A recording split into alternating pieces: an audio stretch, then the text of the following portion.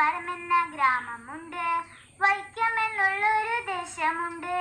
ബേപ്പൂർ സുൽത്താൻ എന്നുള്ളൊരു നാമത്തിൽ അറിയപ്പെട്ടുള്ളൊരു കവിയുമുണ്ട്. ബേപ്പൂർ സുൽത്താൻ എന്നുള്ളൊരു നാമത്തിൽ അറിയപ്പെട്ടുള്ളൊരു കവിയുമുണ്ട്.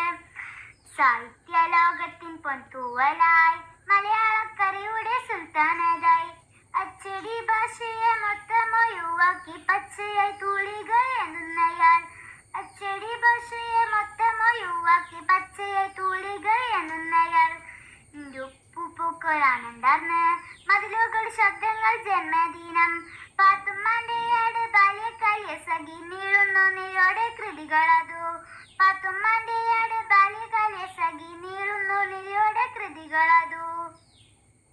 അമ്മക്കിളി എനിച്ചൊന്നിടുമോ വൈക്കം ബഷീർ എന്നൊരാളെ പറ്റി കേട്ടല്ലോ ഞാനിന്നങ്ങയെല്ലാം ഒത്തിരി ഒത്തിരി പൊൻസ്മൃതികൾ.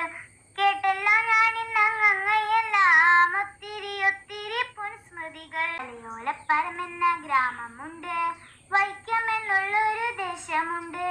ബേപ്പൂർ സുൽത്താൻ എന്നുള്ളൊരു നാമത്തിൽ അറിയപ്പെട്ടുള്ളൊരു കവിയുമുണ്ട്. ബേപ്പൂർ സുൽത്താൻ എന്നുള്ളൊരു നാമത്തിൽ അറിയപ്പെട്ടുള്ളൊരു കവിയുമുണ്ട്. സാഹിത്യ ലോകത്തിൻ പൊൻതൂവലായി മലയാളക്കരയുടെ സുൽത്താനതായി അച്ചടി ഭാഷയെ മൊത്തമൊഴിവാക്കി പച്ചയായി തൂളികൾ എന്നുന്നയാൾ. അച്ചടി ഭാഷയെ മൊത്തമൊഴിവാക്കി പച്ചയായി തൂളികൾ എന്നുന്നയാൾ. പൂക്കളാണുണ്ടാർന്ന് മതിലുകൾ ശബ്ദങ്ങൾ ജന്മദിനം പാത്തുമ്മാന്റെ ആട് ബാല്യകാല സഖി നീളുന്നു നിരോടെ കൃതികളതു.